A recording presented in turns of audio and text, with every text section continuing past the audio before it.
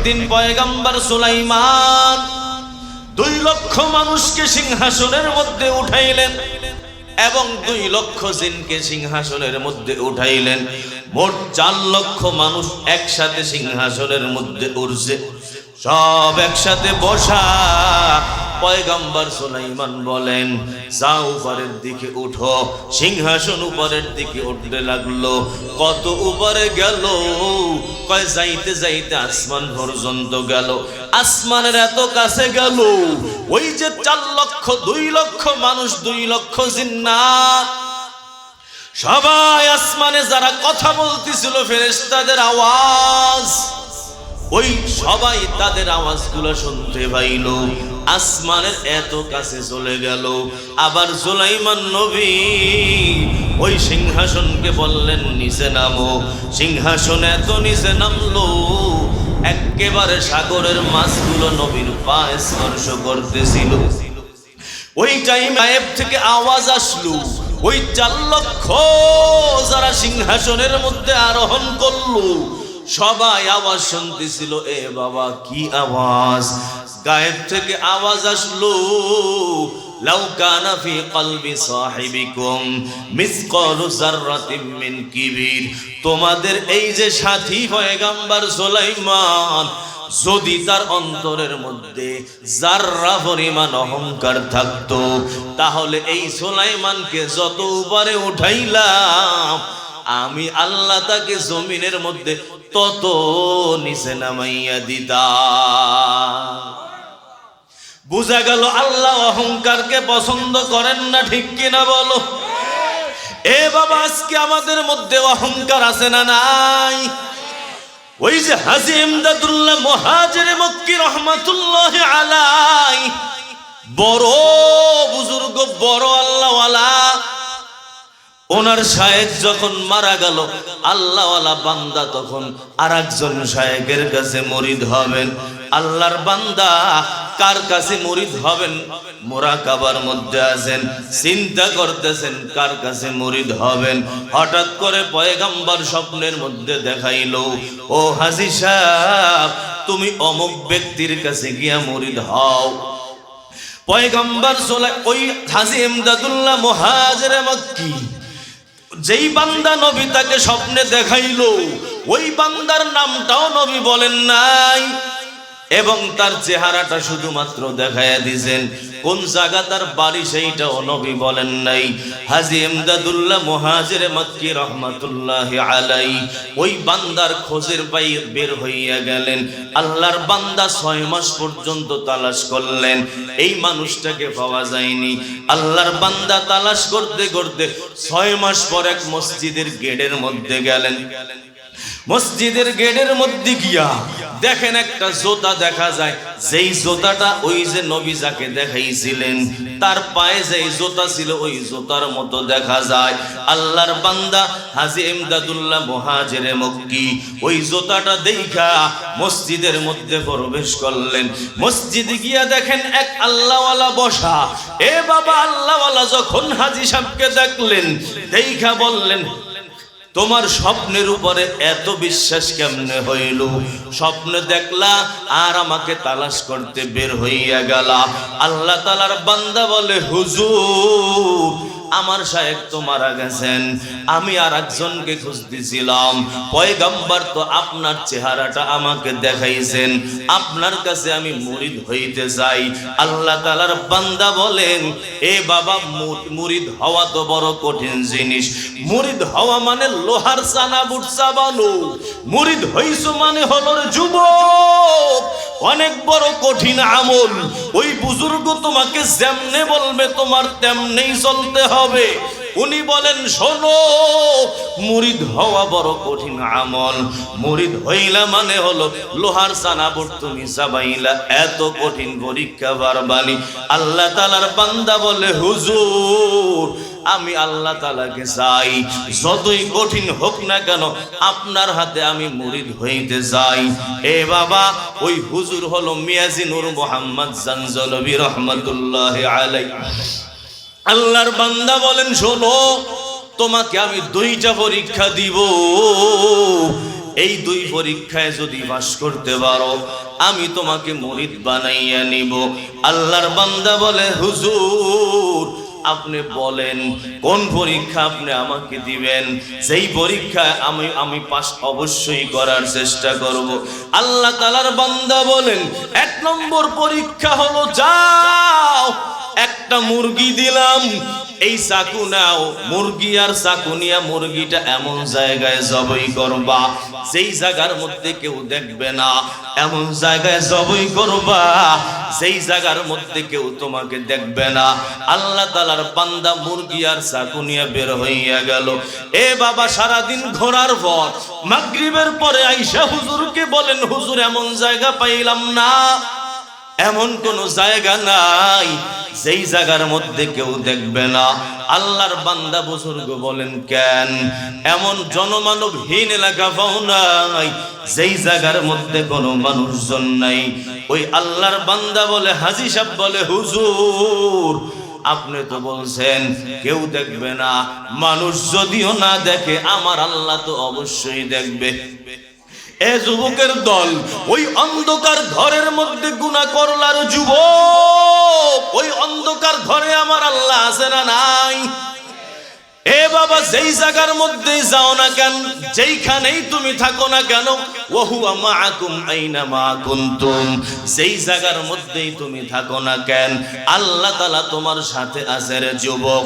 এ বাবা আল্লাহর নবী বলে শোনো, আমাবর্ষা রাত্রের মধ্যে কালো একটা পাথরের উপরে কালো একটা পিপিলিকা যদি হাঁটতে থাকে, এই পিপিলিকার আওয়াজ আমার আল্লাহর কানে যায়। বুজুর্গ বলে হুজুর যদিও মানুষ আল্লাহওয়ালা মিয়াজিনুর মুহাম্মদ জানজো নবী বলেন এ বান্দা এই পরীক্ষায় তুমি পাস করছো। আল্লাহর বান্দা বলে হুজুর তাহলে আমাকে দ্বিতীয় পরীক্ষা দিয়ে দেন। আল্লাহর বান্দা বুজুর্গ বলেন যাও এমন একটা জিনিস আনবা যেই জিনিসকে তুমি নিজের থেকে ছোট মনে করো, তোমার থেকে খারাপ একটা জিনিস আমার সামনে হাজির করবা। এইটা হলো 2 নম্বর পরীক্ষা। এই পরীক্ষায় যদি পাস করতে পারো তাহলে তুমি মুরিদ হইয়া যাবা। আল্লাহর বান্দা সারা দিন ঘোরার পর যেইটার মধ্যে হাত দেয় ওইটাকেই দেখে না না এটা তো আমার থেকে বড় ভালো। আল্লাহর বান্দা খেরকুটা ধরতে যায় কিন্তু চিন্তা করে না না আমি তো আমার মধ্যে গুনাহ আছে, খেরকুটার মধ্যে গুনাহ নাই। যেই জায়গার মধ্যে হাত দিতে যায় ওই জিনিসটাই ধরতে পারে না, কারণ হলো ওই জিনিসটাকেই তার থেকে ভালো মনে করতেছে। আল্লাহর বান্দা সারাদিন ঘোরার পর কিছু পায় না, শেষ মুহূর্তে ওই যে দেখে ড্রেনের মধ্যে থেকে ময়লা যাইতেছে, একটা ড্রেন দেখা যায়, ড্রেনের ভিতর থেকে মানুষের পায়খানা ভাইসা যায়। আল্লাহর বান্দা হাজী ইমদাদুল্লাহ মুহাজিরে মক্কি রহমাতুল্লাহি আলাইহি উনি চিন্তা করলেন এই পায়খানাটা তো হলো আমার থেকে বড় খারাপ, আমি তো ভালো, পায়খানার থেকে আমি ভালো। আল্লাহর বান্দা ওই পায়খানাটা ধরার জন্য গেছেন। আল্লাহ তাআলা সাথে সাথে পায়খানার ওই আওয়াজ জবান খুলে দেন, পায়খানা বলতেছে সাবধান আমাকে স্পর্শ করবা না, কারণ হলো আমি বড় ভালো জিনিস ছিলাম, আজকে আমার থেকে দুর্গন্ধ বের হয়, এই জন্য তুমি আমাকে স্পর্শ করার জন্য আসছো, আমাকে নেওয়ার জন্য আসছো, কিন্তু আমি খারাপ জিনিস ছিলাম না, আমার থেকে আমি বড় দামি দামি খাবার ছিলাম, আমি মানুষের উত্তম খাবার ছিলাম, দামি খাবার ছিলাম, সুঘ্রাণযুক্ত খাবার ছিলাম। তোমরা মানুষ আমাকে খাইয়া পেটের মধ্যে ঢুকাইয়া আমাকে তোমরা খারাপ বানায়া ফেলাইছো। এ বাবা মিয়াজিনুর মুহাম্মদ জানজো নবী বলেন হুজুর আমি আমার থেকে খারাপ জিনিস পাই নাই, একটা জিনিসকে ধরতে গেলাম সেটাও বললো না সে আমার থেকে বড় ভালো। আল্লাহওয়ালা বলেন 2 পরীক্ষার মধ্যেই পাস করছো, যাও তোমাকে আমি মুরিদ বানাইয়া নিলাম। এ বাবা বুঝা যায় আমরা যত মানুষ দুনিয়ার মধ্যে আছি আমি সবচেয়ে খারাপ, আমার চেয়ে ভালো কেউ নাই, ঠিক কিনা বলেন? দুনিয়ায় যা কিছু আছে সব কিছু আমার চেয়ে ভালো, আমি হলাম সবার থেকে খারাপ। আমার আল্লাহ তাআলা যত মানুষ দুনিয়ায় বানাইলো সব মানুষের মধ্যে 3 গ্রুপ ফেরেশতা দান করছেন। এই 3 গ্রুপ ফেরেশতা মানুষের সাথে ডিউটি পালন করলো। এ বাবা, তোমার আমার সবার সাথে 3টা গ্রুপ ফেরেশতা আল্লাহ তাআলা দিয়ে দিবেন। একটা গ্রুপ হলো সহযোগী ফেরেশতা। এই সহযোগী ফেরেশতার সংখ্যা হলো 360 জন। আমাদের প্রত্যেকের দেহের মধ্যে 360টা জোড়া আছে। এই এক একটা জোড়ার মধ্যে আল্লাহ তাআলা এক একজন ফেরেশতা দিবেন। হে যুবক, আঙ্গুলের যতগুলো জোড়া, প্রত্যেকটা জোড়ার মধ্যে একজন একজন ফেরেশতা। যদি আল্লাহর ফেরেশতা সহযোগিতা না করত, এ যুবক, তুমি আঙ্গুল নাড়াইতে পারতা না। এই ফেরেশতার ডিউটি হলো তোমাকে সহযোগিতা করবে, ইবাদত করো আর গুনাহ করো, সব সময় সহযোগিতা করবে। এ বাবা শোনো, এই ফেরেশতার সংখ্যা হলো মানুষের জোড়া যতগুলো আছে এতগুলো জোড়ার মধ্যে একটা একটা ফেরেশতা। যদি ফেরেশতা না থাকতো রে বাবা, আঙ্গুলগুলো লড়াইতে পারতাম না, পায়ের জোড়াগুলো লড়াইতে পারতাম না। ফেরেশতা ডিউটি করলো, এই জন্য আমরা এইগুলা লড়াইতে পারলাম। একদল ফেরেশতা। 2 নম্বর দল হলো হেফাজতকারী ফেরেশতা।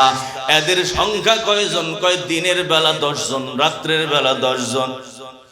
দিনের বেলা 10 জন ডিউটি করলো, রাত্রের বেলাও তো 10 জন ডিউটি করলো। 10 জন ফেরেশতা তোমাকে আমাকে হেফাজত করলো। কোথায় ডিউটি করে? কয় চতুর্পাশে 4 জন ডিউটি করলো। সামনে একজন, পেছনে একজন, ডানে একজন, বামে একজন, এই হলো 4 জন। 2 বাহুর মধ্যে 2 জন, এই হলো 6 জন। এ বাবা, 7 নম্বর ফেরেশতা ডিউটি পালন করে কপালের মধ্যে।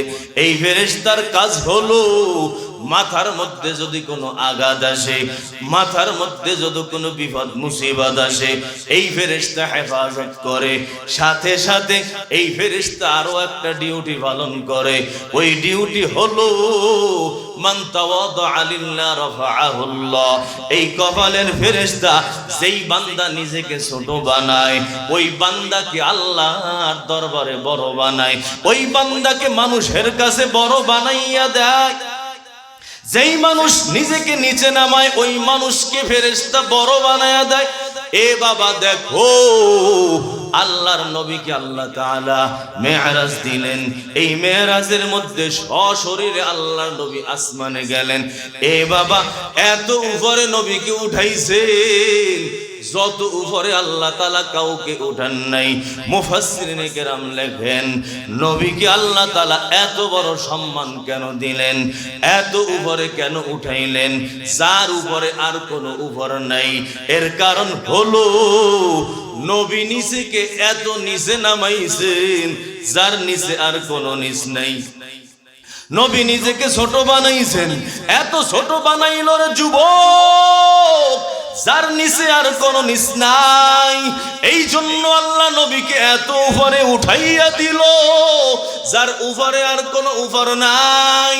হে বাবাজিরা, নবী নিজেকে ছোট বানানোর কারণে আল্লাহ তাআলা নবীকে বড় বানাইয়া দিল।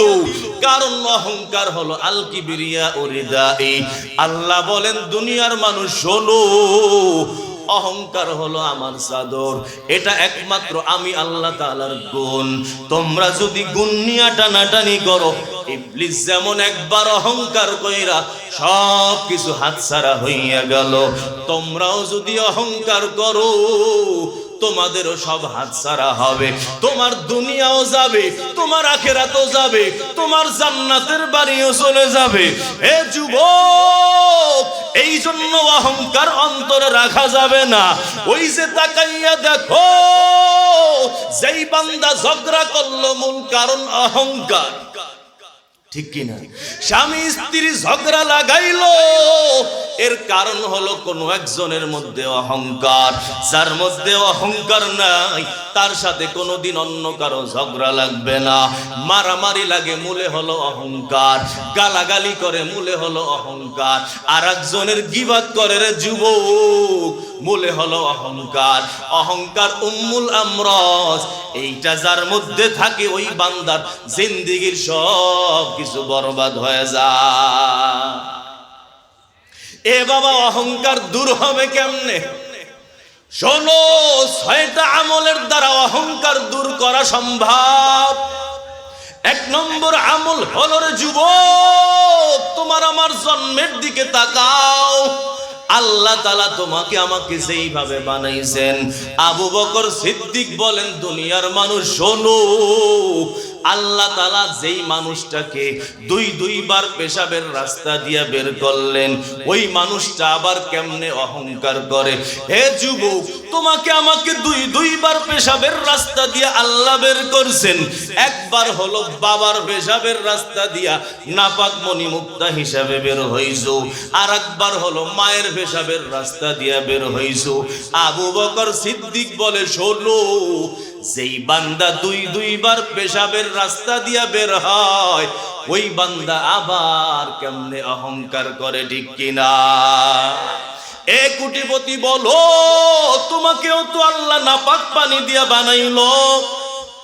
এ 1000 কোটি বিলিয়নের মালিক হাজী সাহেব বাড়ির মালিক, শোনো, তুমিও তো ওই তোমার মায়ের নাপাক জায়গা থেকে বের হইলা। আবু বকর সিদ্দিক বলে, এ দুনিয়ার মানুষ শোন, তুই যতই বড় হ, যেহেতু নাপাক পানি দিয়া তোমার জন্ম, এ বাবা অহংকার করার কিছু নাই। 2 নম্বর হলো বাবা বর্তমান হালাত নিয়ে কল্পনা করো। এ বাবা বর্তমানে আমরা প্রত্যেকে পেটের মধ্যে ওই যে ময়লার সেফটি ট্যাঙ্কি আছে না নাই? পেটের মধ্যে 2টা ট্যাঙ্কি আছে, একটা হলো পেশাব নাপাক দুর্গন্ধর ট্যাঙ্কি, আর একটা হলো পায়খানার ট্যাঙ্কি, আছে না নাই? ও অহংকারী বান্দা শোনো, যদি তোমার এই 2টা ট্যাঙ্কি বের করে দেওয়া হতো, তোমাকে কেউ সংসদের এমপি বানাইতো নি। এ বাবা, এই টাইমে যদি ডাক্তার বের করে দেয়, ময়লার ট্যাঙ্কি বাইরে বের করে দিল, পেশাবের ট্যাঙ্কি বাহিরে বের করে দিল, ওই বেচারারে কেউ ভোট দেবেনি, তারে কেউ এমপি মন্ত্রী বানাবেনি। এ বাবা বর্তমান নিয়ে চিন্তা করো, অহংকার আর ধারে কাছে আসতে পারবে না, ঠিক কিনা? 3 নম্বর আমল হলো, প্রত্যেকে নিজের ওই শেষ পরিণাম নিয়ে কল্পনা করো। এ বাবা, কবরে যখন যাবার যুবক, তোমার ওই কবরের মধ্যে বিছানা থাকবে নি। ও হাজী সাহেব, কত সুন্দর বিছানা, কিন্তু এই কবরে যখন যাবেন, একটা এসিও তো লাগানো হবে না। শীতের মৌসুমে আপনার ঘরের মধ্যে কত সুন্দর গিজার লাগানো, এ বাবা গরম পানি বের হয়, হিটার লাগাইয়া রুমটাকে গরম বানাইছো। 1000 কোটি টাকা তোমার ব্যাংকের মধ্যে আছে। এ বাবা, তুমি যদি বলো আমি মারা যাওয়ার পর দামি একটা সেগুন কাঠের খাট কবরের মধ্যে দিবা, সবচেয়ে দামি একটা বিছানা কবরে বিছাবা, আমার কবরের মধ্যে গরমকালে একটা এসি লাগাইয়া দিবা, শীতকালে একটা হিটারের ব্যবস্থা করবা, এ বাবা বলো, এই দুনিয়ার আসবাব দিয়া কোনো লাভ হবে না। ও হাজী সাহেব, মোরাকাবা করো, ওই কবরে যখন তুমি যাইবা, তোমার 2টা চোখ পানি গইলা পাশ দিয়া বইরা যাইব, পেটের মধ্যে ইন্দুর ঢুইকা এক পাশে ঢুইকা আর এক পাশ দিয়া বের হইব, ঠিক কিনা বলো? এ যুবক, ওই যে কবর খনন কইরা দেখো, পোকা মাকড় তোমার পেটের মধ্যে কিলবিল কিলবিল করবে। এ বাবা কল্পনা করো, আজকে যত দাপট আছে, ক্ষমতা আছে, একটা টাইম কিছুই আমার থাকবে না। এই 3টা কল্পনা করলে অহংকার নাই।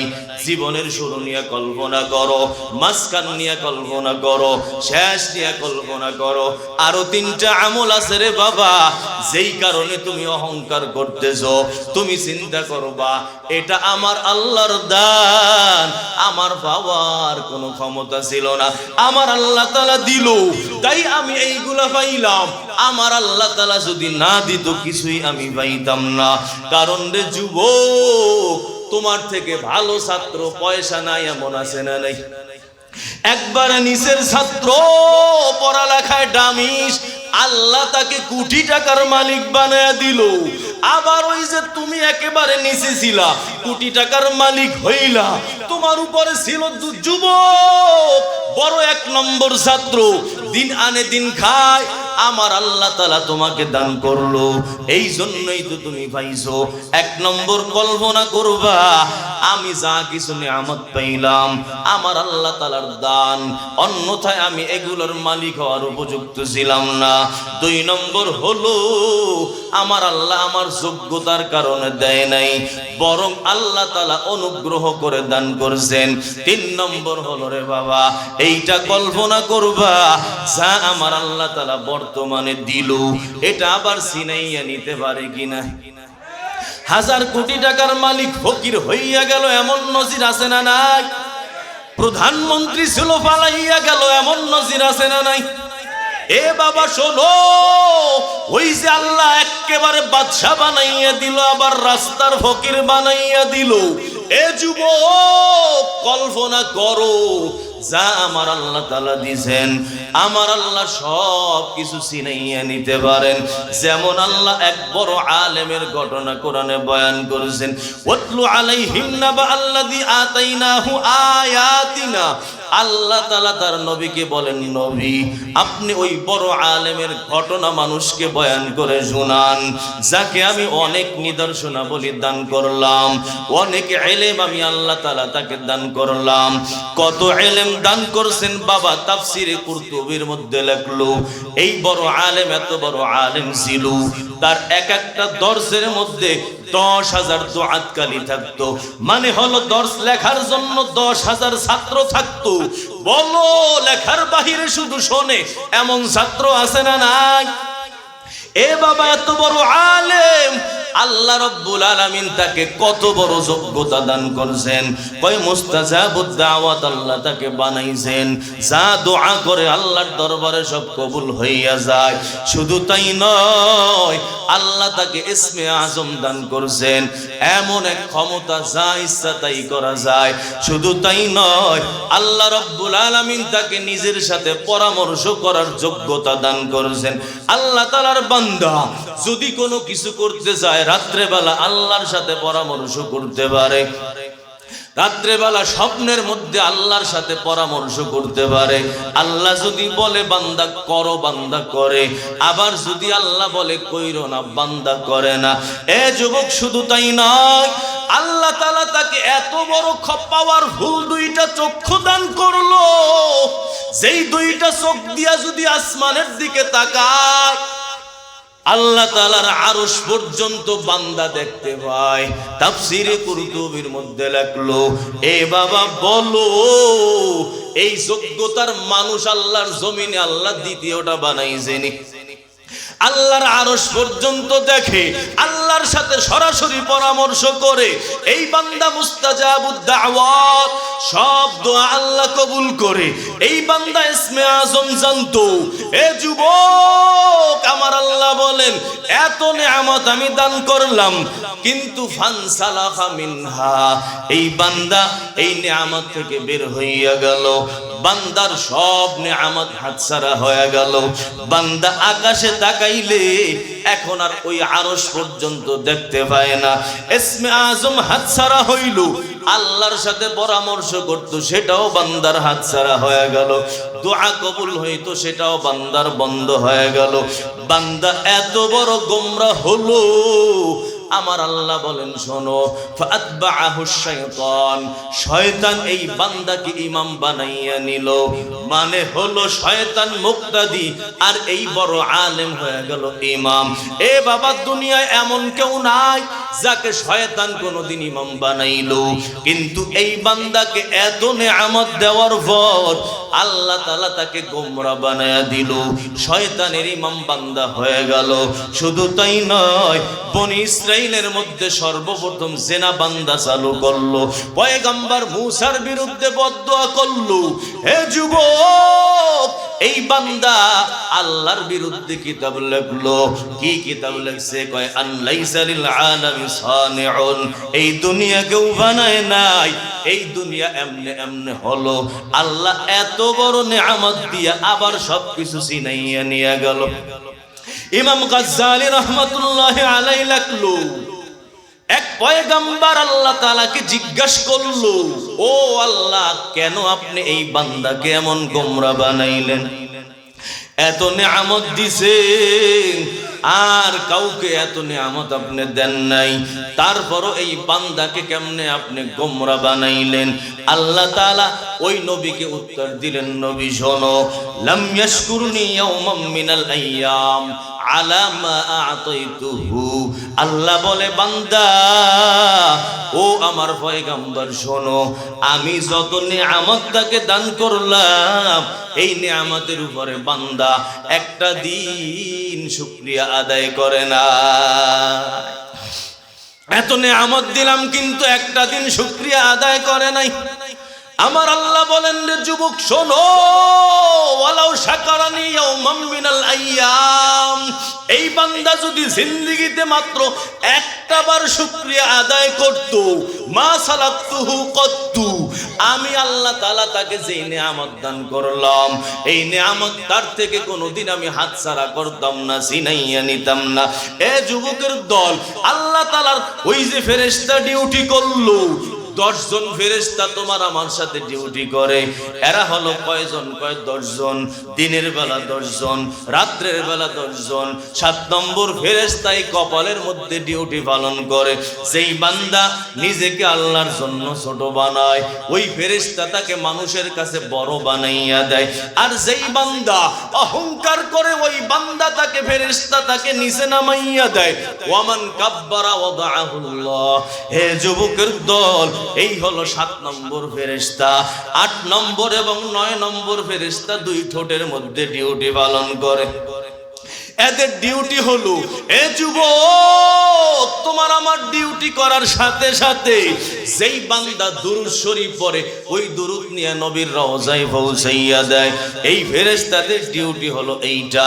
নবীর কাছে যখন দুরূদ যায়, রে যুবক, ওই আল্লাহর নবী সাথে সাথে কবরে বইসা তোমার জন্য হাত জাগায়। আল্লাহর নবীর জন্য যেই বান্দা দুরূদ হাদিয়া পাঠায়, ওই ফেরেশতা নবীর কাছে গিয়া বলেন, নবী অমুকের সন্তান অমুক আপনার জন্য দুরূদ পাঠাইলো। এ যুবকের দল, নবী সাথে সাথে আল্লাহর দরবারে দোয়া করে, কারণ দুরূদ এমন এক আমল, সেই আমলের দ্বারা তোমার মনের সব আশা পূরণ করেন আমার আল্লাহ। আব্দুল্লাহ আরিফি বলেন, শোনো, দুরূদ শরীফ এমন আমল, যদি তোমার কিছু প্রয়োজন হয়, বেশি বেশি দুরূদ পড়ো, তাহলে তোমার ওই মনের আশা পুরা হয়ে যাবে। সুবহানাল্লাহ জোরে বলেন।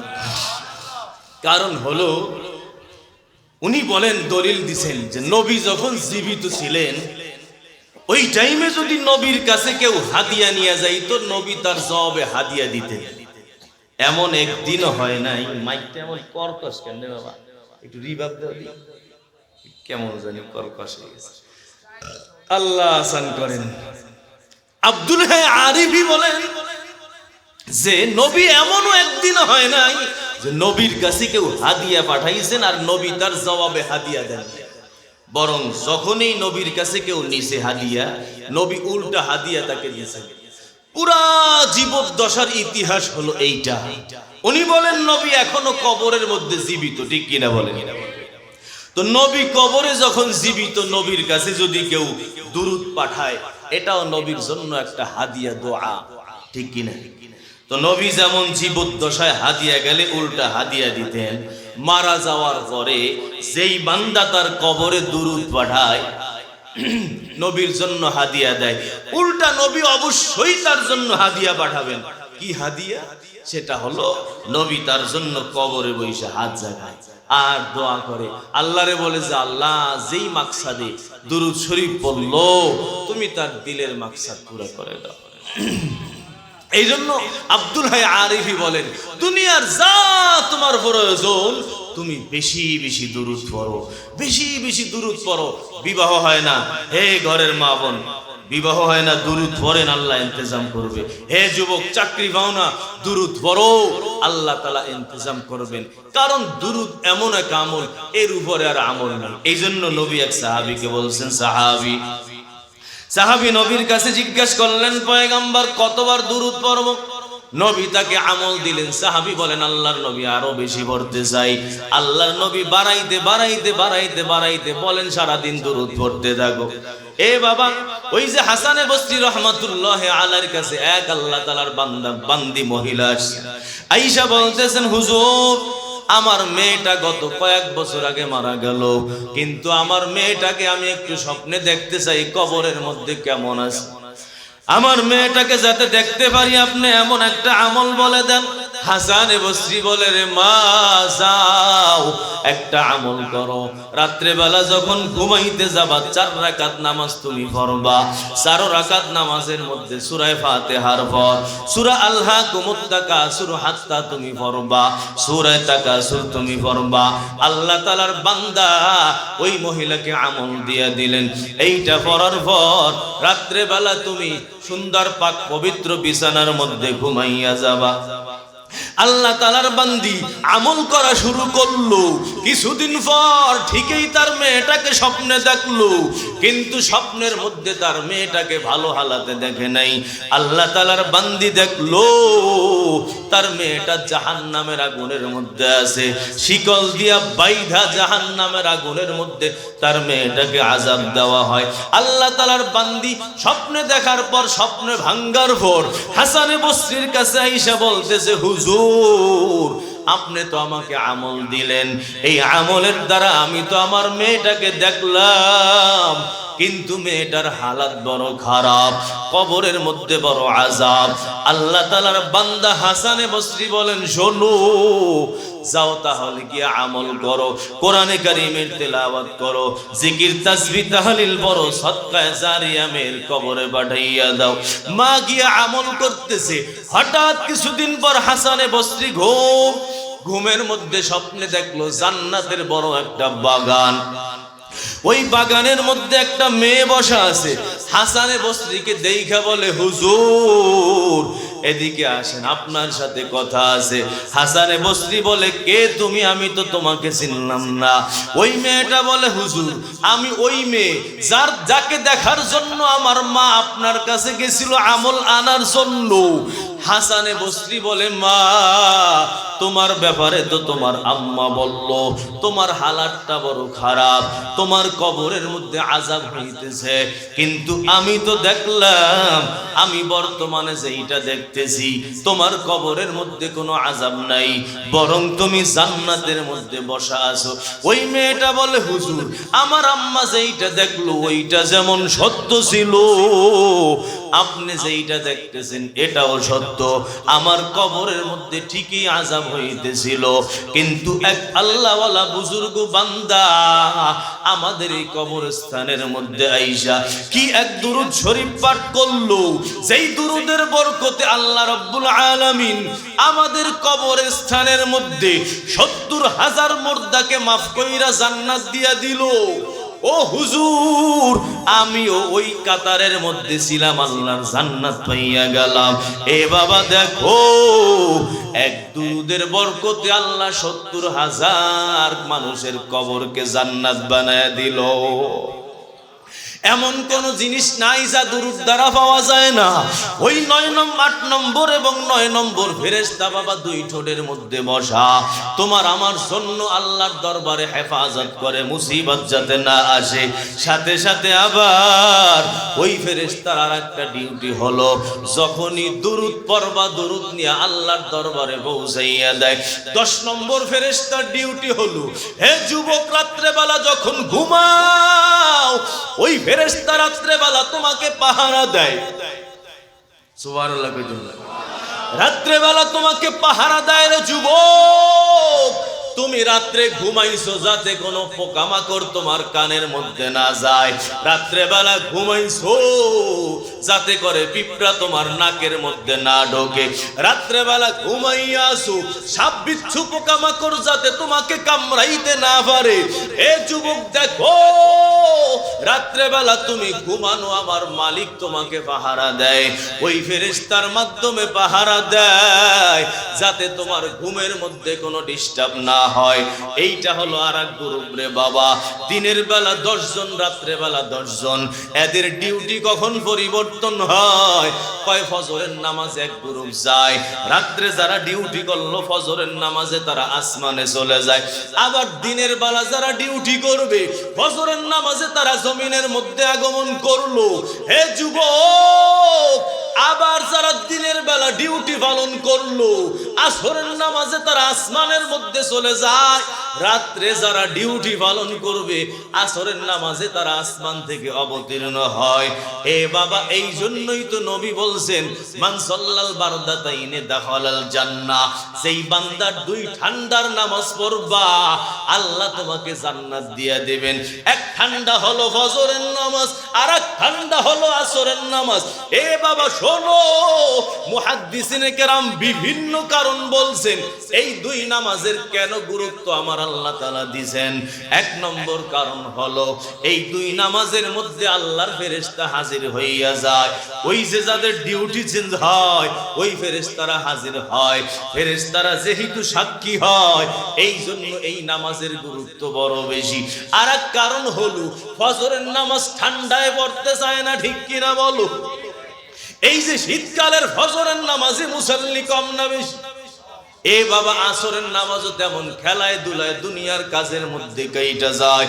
আল্লাহর নবী এই জন্য বলেন, 5 ওয়াক্ত নামাজ তো অবশ্যই পড়বা, তবে সাথে সাথে শোনো, এই 2 ওয়াক্ত নামাজের গুরুত্ব বেশি দিবা। হে যুবক, আমার আল্লাহ তাআলা 3 নম্বর যেই ফেরেশতার গুরুত্ব আমার সাথে দিলেন, ওই ফেরেশতা হলো কিরামান কাতিবিন। 2 জন ফেরেশতা আল্লাহ তাআলা দিবেন, ডান কাঁধে একজন, বাম কাঁধের মধ্যে একজন। এ বাবা, এরা ডিউটি পালন কইরা ডান কাঁধের জন নেকের কাজ লেখেন, বাম কাঁধের জন গুনাহের কাজ লেখেন। এই 3টা গুরু ফেরেশতা 24 ঘন্টা তোমার আমার সাথে থাকে। 1 নম্বর দল হলো সহযোগী ফেরেশতা, এদের সংখ্যা হলো 360 জন। 2 নম্বর দল হলো হেফাজতকারী ফেরেশতা, এদের সংখ্যা হলো দিনের বেলা 10 জন, রাত্রে বেলা 10 জন। 3 নম্বর হলো মুনকার নাকির, এদের সংখ্যা হলো 2 জন। দলের মা ভালো করে শোনো, যদি ঘরটার মধ্যে ছবি থাকে, যেই ঘরের মধ্যে নেতার ছবি আছে, বাবা বলো, ওই ঘরে আল্লাহর ফেরেশতারা যায়নি। আল্লাহর নবী বলে লা ইয়াদখুলুল জান্নাহ, আল্লাহর নবী বলে ফেরেশতারা ওই ঘরের মধ্যে যায় না যেই ঘরের মধ্যে কালবুন আও তাসাবির, কুকুর লালন পালন করে কোনো প্রয়োজন ছাড়া, আবার ছবি টাঙ্গানো থাকে, ওই ঘরে ফেরেশতা যায় না। হে যুবকের দল, আল্লাহর ফেরেশতারা তোমাকে আমাকে পাহারাদারি করলো, কিন্তু তুমি যদি ঘরের মধ্যে ঢোকার সুযোগ না দাও, বলো ওই ফেরেশতা পাহারাদারি করবেনি? এ বাবা, যেইটা বলতেছিলাম, আল্লাহ তাআলা যেই খাবার দিয়ে আমাদেরকে বানাইছেন, ওই খাবারের মধ্যে 4টা পদার্থ আছে। 1 নম্বর ছিল আগুন। আগুনের কারণে আপনার আমার মধ্যে অহংকার আসলো। এ বাবা, এই অহংকার বের করতে হবে। কেমনে বের করবা? আল্লাহওয়ালার সোহবত ছাড়া সম্ভব নয়, কারণ রোগই তো বোঝা যাবে না। অহংকার আছে না নাই, এইটাই তো খবর নাই। এ বাবা, অহংকার আছে, কিন্তু কয় না না, আমার মধ্যে অহংকার নাই। 2 নম্বর, আমার আল্লাহ তাআলা বান্দা যেই জিনিস দিয়ে তোমাকে আমাকে বানাইছেন, সেইটা হলো পানি। পানির মধ্যে 2টা সমস্যা আছে। 1 নম্বর হলো পানি সুবিধাবাদ জিন্দাবাদ, ঠিক কিনা বলো? যেই জায়গার মধ্যে নরম পায়, ওই জায়গার মধ্যে ঢুইকা যায়, তাই না? এই আওয়াজটা বন্ধ করো না। যেই জায়গার মধ্যে নরম হয়, ওই জায়গার মধ্যে পানি ঢুইকা যায়। যেই জায়গার মধ্যে নিচু পায়ের যুবক, ওই জায়গার মধ্যে পানি গড়াইয়া যায়। এ বাবা, উঁচু জায়গার মধ্যে পানি ঢাইলা দিছো, দেখবা নিচু জায়গার মধ্যে গড়াইয়া গড়াইয়া যায়। যেই জায়গার মধ্যে সুবিধাবাদ, ওই জায়গার মধ্যে পানি জিন্দাবাদ। আমরাও মানুষ, সুবিধাবাদ জিন্দাবাদ আছে না নাই? আগে সব ছিল আওয়ামী লীগ, এখন গেছে অন্য দলে, ঠিক না? আগে সুবিধাবাদ জিন্দাবাদ যেই দলে থাকলে ভালো থাকা যায়, ওই দলে ছিল। এ যুবক শোনো, ওই দল এখন নিষিদ্ধ হয়ে গেল, এই বান্দা এখন অন্য দলের নেতা হয়ে গেল। সুবিধাবাদ জিন্দাবাদ, ঠিক কিনা জোরে বলো?